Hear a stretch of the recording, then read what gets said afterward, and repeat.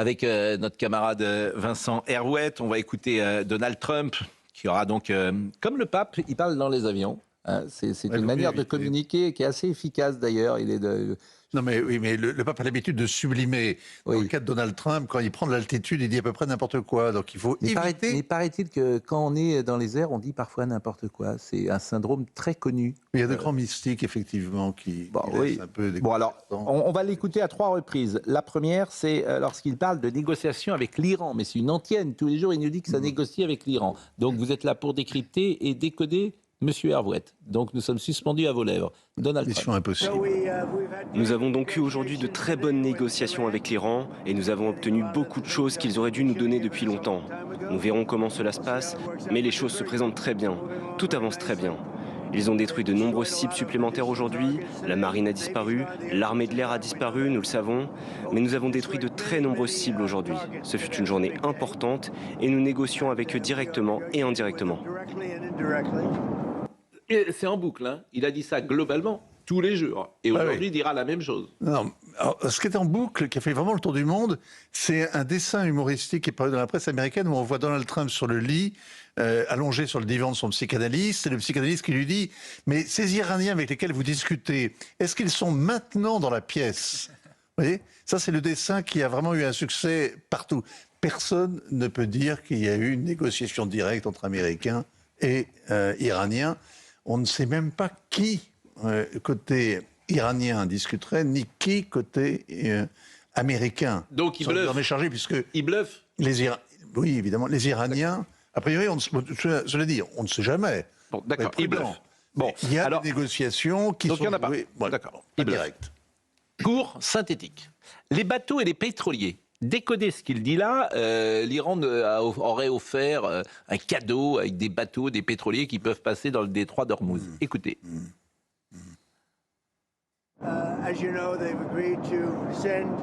Comme vous le savez, ils ont accepté d'envoyer 8 bateaux il y a 2 jours. Puis ils en ont ajouté 2 autres, ce qui fait donc 10 bateaux.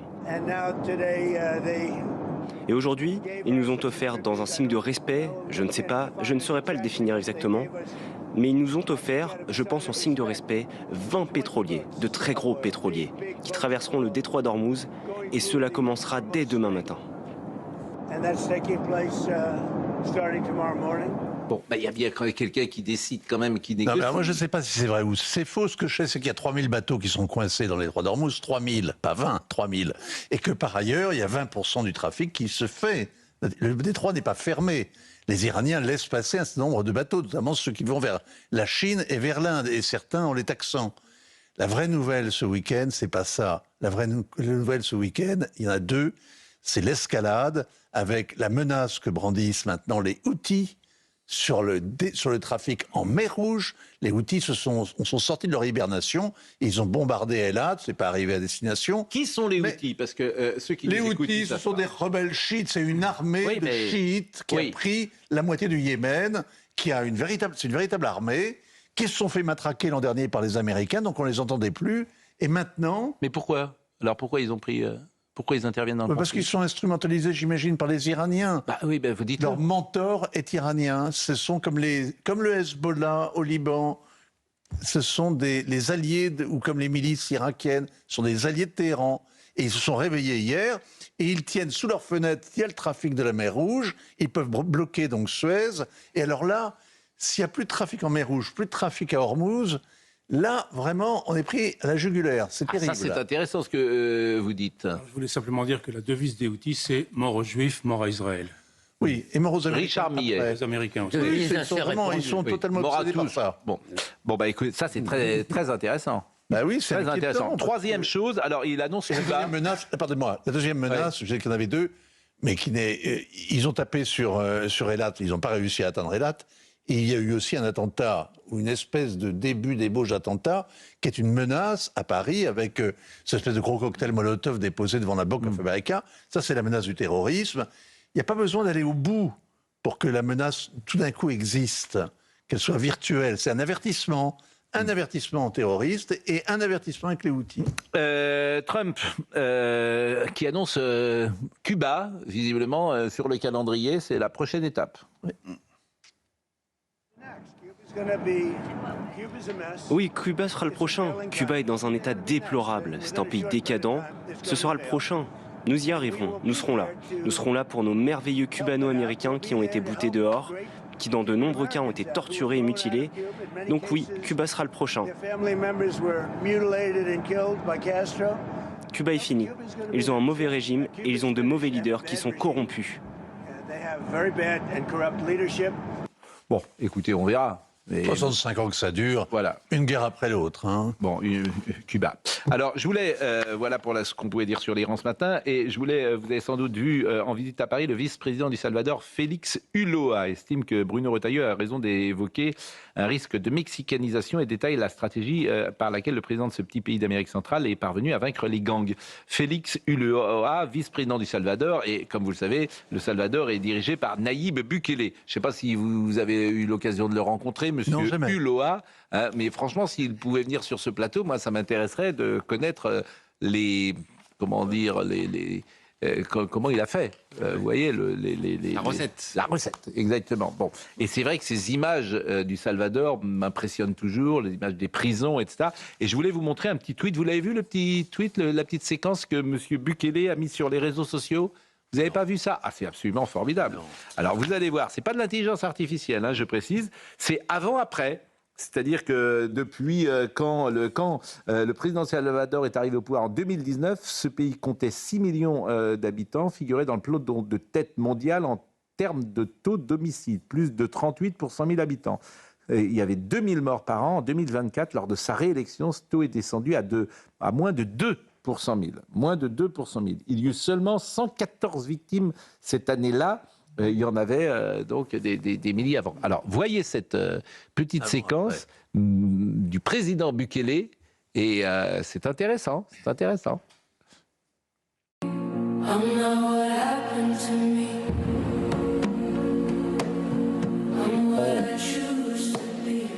Alors pour Europe 1, on voit par exemple une cathédrale où avant il y avait beaucoup de vendeurs à la sauvette, et puis ensuite il n'y a plus rien, tout est débarrassé, le calme est revenu dans les rues, et ce tweet est très intéressant, cette séquence est très intéressante parce qu'elle montre un pays qui a retrouvé une liberté de pouvoir se déplacer sans être tué par des bandes qui existait, donc j'ai trouvé assez efficace. Alors c'est de la propagande, hein, c'est M. Bukele qui le fait. C'était calculé, et là ça ressemble à Genève. Il n'y a pas de souci, c'est de la propagande, mais c'est aussi, elle correspond à une réalité. La ville La réalité, c'est 91 000 prisonniers. Mais oui, mais écoutez, alors non, c'est pas ça, là. Et alors, vous dites ça? On voit quelques centaines en images, oui. En uniforme blanc et rasé. Oui, ben moi, ça me gêne pas, en fait. Il y a 10% Comment? Il y a 10% d'innocents. Oui, alors ça, c'est ennuyeux. Ah. Oui, non, mais vous avez parfaitement raison. Si le chiffre est vrai, c'est extrêmement ennuyeux. Ils en ont libéré au bout de quand même. Il y a 10% d'innocents, c'est très ennuyeux. 8 000 types. C'est très ennuyeux. Mais ça nous pose évidemment toujours la même question, c'est-à-dire à quel sacré... Alors je dis, moi je ne pense pas du tout qu'il faut faire comme M. Bukele, mais ça pose la question de quel sacrifice sommes-nous prêts à faire. Je ne parle pas de M. Bukele, Vincent. Je ne crois pas du tout qu'il faut faire ça. Mais nous, on a un état de droit qui est, à l'inverse, extrêmement difficile. Il est extrêmement difficile de lutter pour la sécurité. Vincent Hervouette. Le Salvador, il n'y avait pas du tout d'État. Il n'y avait plus du tout de droit. Il n'y avait que le droit des milices, des groupes armés. Et donc, l'État était totalement effondré. Ce qu'a fait Bukele, c'est qu'il a restauré, effectivement, cette liberté minimum qui appartient aux pauvres, d'ailleurs, aux plus misérables, d'avoir un État protecteur. Et effectivement, ça, tout le monde lui rend hommage. Après, il a instauré une forme de dictature qui n'a pas l'intention, finalement, il n'a pas l'intention de lâcher prise. Et oui, là, ça pose véritablement un problème. Là, ils viennent d'instaurer ce week-end la détention à perpétuité pour les enfants et les adolescents. Avant, c'était la condamnation maximum, c'est 60 ans. Maintenant, constitutionnellement, la réforme est passée ce week-end. Oui. Non, mais détention à vie. Ce qu'il faut espérer, pour viol, pour meurtre. Oui. Ce qu'il faut espérer, c'est que ce soit transitoire, bien sûr. La semaine dernière, nous disions que nous, en France, aujourd'hui, pour faire avancer les choses, il faut se faire élire président de la République, dire, parce que c'est important, de prévenir les uns les autres. Je vais être élu, mais j'utiliserai peut-être l'article 16 parce qu'il n'y a que comme ça que je peux faire bouger les choses. C'est-à-dire qu'aujourd'hui, entre le Conseil d'État, le Conseil constitutionnel et ça, tu t'aperçois que le politique ne peut plus prendre de décisions. Le problème de Il votre est méthode, c'est qu'on ne sait pas impuissant. comment on en sort, parce qu'on sait Mais comment vous avez on y entre, raison. on ne sait jamais comment on en mais sort. vous avez parfaitement Moi, vous avez raison. confié autant de pouvoir à un seul homme. Vous avez Vous ne savez raison. pas comment on revient à la Vous avez raison. Il n'empêche que nous, on devrait pouvoir faire quelques En fait, changements sans Non, mais aller il y a quelques jusque-là. changements sans forcément aller jusqu'à l'article. En fait, c'est ça. comment ça s'appelait? C'est Cincinnatus, le grand empereur romain qui était sorti de son champ pour venir, et puis après qui était retourné dans son champ. On rêve tous de Cincinnatus. Simplement, on regarde à droite, à gauche, il n'est pas là, Cincinnatus. Cincinnatus, il y a quelque chose qui va au-delà de lui, et il est là pour le bien commun, si j'ose dire. Servir, il vient, et puis quand le boulot est fait, il s'en va. Cincinnatus. Bah, aujourd'hui, on n'a pas vraiment Cincinnatus. La dictature à l'iranienne, tout le monde la redoute, mais l'anarchie est pire. Ça, ce qu'il faut peut-être expliquer, l'anarchie oui. telle qu'on la, À la libanaise. telle qu'on la voit au Salvador. Hein. Bon, Richard Millet, et puis après, j'ai une dernière image internationale à vous montrer, qui vient, je crois, du Japon, et très intéressante. Non, je pensais que M. Boukele est un parfait exemple d'assimilation réussie, puisqu'il est d'origine syrienne, je crois. Oui. Vous voyez, donc ça marche. Bon, je vous rappelle que vous devez nous faire vous avez Proust aujourd'hui, donc vous allez Proust et l'antisémitisme, c'est bien cela. Ça m'intéresse grandement. Bon, une dernière image du Japon, qui en dit long peut-être sur cette civilisation qui parfois nous surprend, puisqu'une course de fauteuils de bureau a été organisée. Une course de fauteuils de bureau. Et regardez, alors c'est quand même, c'est le Grand Prix sur les chaises de bureau au Japon. Alors manifestement, on court à l'envers et c'est les chaises de bureau. C'est à l'endroit. Mais pourquoi vous pourriez, bon. Essayez donc d'avancer Non, avec l'endroit, votre c'est fauteuil de beaucoup bureau. vous allez Bon, voir. alors donc Vous n'avez c'est jamais fait de course de fauteuil de bureau? Même leur Non, loisir, non, c'est même leur non, loisir, c'est du travail. non, mais alors, voilà, donc c'est une course voilà. Ce qui est Voilà. merveilleux, c'est comme Oui. c'est japonais, c'est fait très sérieusement. Vous Mais avez bien vu, il y a sûr. des arbitres qui sont là, des plots qui ont été installés. Évidemment. Il doit y avoir un Le Japon est règlement. un pays merveilleux pour ça. C'est vrai, vous êtes allé au Japon? Ah oui, je suis allé plusieurs Et fois. bien, C'est les sensible. Anglais de l'Asie. Hein. Ils sont insulaires, ils sont un côté à la fois extrêmement rigide et totalement punk. C'est Vous un trouvez pays que les qui- Japonais sont punk? Ah oui. Oui. Ah oui, oui, oui. Bah, quand- Vous avez remarqué qu'il n'y a que des Japonais qui concourent. Hein. Oui, bah au Japon, il y a plus de Japonais que de... Oui, c'est plutôt Il y a logique. surtout des Japonais. Il y a surtout des Japonais. Oui. Déjà, au Japon, je vous rappelle que si vous laissez votre portefeuille sur un banc, personne ne vous le volera, ce qui est quand même assez agréable. Ouais. Si, justement, ce qu'il dit, c'est qu'il y a désormais des étrangers qu'on risque de vous voler votre portefeuille. Oui. Donc ils sont prêts à... L'un des grands débats, c'est est-ce qu'on réduit le nombre de touristes qui viennent au Japon? Ah, mais ils sont surpris quand ils arrivent porte de la Chapelle, hein, les Japonais. Hein.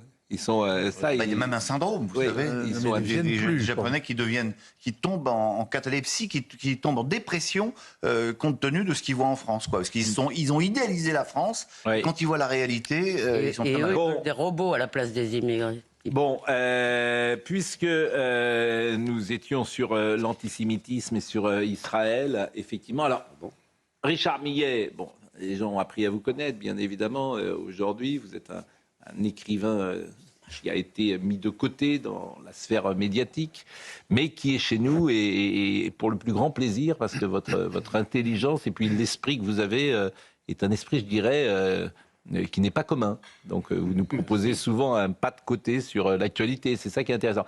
Et puis la semaine dernière, vous avez dit que Proust parlait de l'antisémitisme, c'est bien ça? Beaucoup. Donc je vous ai dit, faites-nous rapidement, bien sûr, une petite intervention là-dessus. Je voudrais lire juste 2 courts extraits de la recherche. À la recherche du Très temps court. perdu. Voilà. À la recherche du temps. Vous êtes bien à l'heure des pros et on va dire à la recherche du temps perdu. Je le dis pour ceux qui parfois nous caricaturent. Qui Donc concerne- Richard Millet. qui concerne l'affaire Dreyfus. L'affaire Dreyfus, c'est quand même quelque chose d'extrêmement important à la fin du 19e, début du 20e, parce que c'est, disons, l'accès de l'antisémitisme à la modernité et le combat aussi contre l'antisémitisme. Et nous sommes, bien sûr, avec Proust, dans un milieu de la très grande aristocratie, représentée par les Guermantes, ducs de Guermantes. Alors, le premier extrait, je vous le lis, c'est le narrateur qui parle. Je causais un instant avec Swann, juif, de l'affaire Dreyfus. Et je lui demandais comment il se faisait que tous les guermantes fussent anti-Dreyfusards. D'abord parce qu'au fond, tous ces gens-là sont antisémites, répondit Swann, qui savait bien pourtant par expérience que certains ne l'étaient pas. Et l'autre extrait, c'est le duc de Guermantes lui-même qui parle au narrateur et qui s'adresse aussi à d'autres personnes dans une soirée. Il dit « Je ne discuterai pas politique avec vous, Froberville », dit M. de Guermantes. Mais pour ce qui concerne Swann, je peux dire franchement que sa conduite à notre égard a été inqualifiable. Parce qu'entre-temps, Swann est devenu Dreyfusard, pro-Dreyfus. Patronné jadis par nous dans Le Monde, par le duc de Chartres, on me dit qu'il est ouvertement Dreyfusard. Je n'aurais jamais cru cela de lui. De lui, un fin gourmet, un esprit positif, un collectionneur, un amateur de vieux livres, membre du Jockey Club, un homme entouré de la considération générale, un connaisseur de bonnes adresses, qui nous envoyait le meilleur porto qu'on puisse boire, un dilettante, etc., etc. Ce que vous voulez dire, donc, c'est que la France, aristocratie, est antisémite. Elle est antisémite. C'est ça. Et Mais je suis d'accord avec vous, mais on le savait. ce que je veux dire par là, c'est que aujourd'hui, après la Shoah, on pouvait penser que cette question-là était réglée. Or, elle n'est pas du tout réglée. On la voit réapparaître. Vous parliez de communautarisme décomplexé, on peut dire d'antisémitisme décomplexé via le biais de certains partis. Et j'étais fasciné, je le disais à Thomas la semaine dernière, que sur une liste LFI du 20e arrondissement, il y a une certaine dame de la Rochefoucauld, ça pourrait être une guermante, qui est inscrite, vous voyez, et ça me fascine.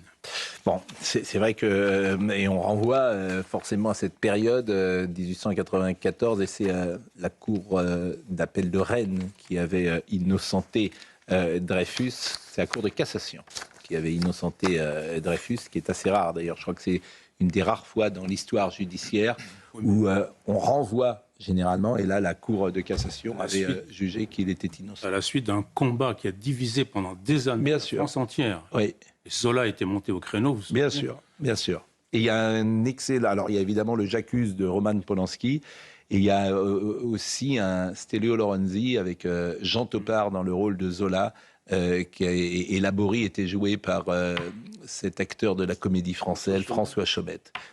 C'est vraiment extraordinaire. Et le président... c'était... non, c'était Zola, Jean Topard. Le président, c'était Jacques Monod. Vous vous souvenez de Jacques Monod? La question ne sera pas posée. C'est formidable. Avec un poumon. Il n'avait qu'un poumon? Avec un poumon, oui. Mais comment vous savez ça? Très étrange. Ah bon? Mais c'est et qui est dans La Vérité également, Jacques Monod, mais qui est un comédien. Tous ces comédiens étaient absolument formidables. Bon, merci Vincent Hervouette. On revient pas sur ce qui s'est passé en Israël, vous l'avez dit. C'est quand même un phénomène très très important, le patriarche qui n'a pas pu célébrer la messe des rameaux. Bon. Non. Mais c'est extraordinaire, la déclaration quand même, j'y reviens, de Jean-Luc Mélenchon est absolument extraordinaire quand il explique que le patriarche, vraiment, c'est honteux que mais tout est bon pour, mais tout est bon pour, et voilà. La liberté de religion. Mais tout est bon pour attaquer Israël. Bien sûr. Et qui a bouffé du curé pendant C'est quand même extraordinaire. On se pince. Bon, Israël fait pousser des fleurs, il va être contre les fleurs, c'est tout. Exactement. Parfois, l'actu fait rire quand même. Il y a des cathos qui doivent voter, Mélenchon aussi. Il accuse Netanyahou de persécuter les chrétiens d'Orient, au Liban, en Palestine occupée, et même à Jérusalem. On la défense des chrétiens d'Orient, alors. Formidable. Il est né après la honte, comme disent les jeunes. Mon Dieu.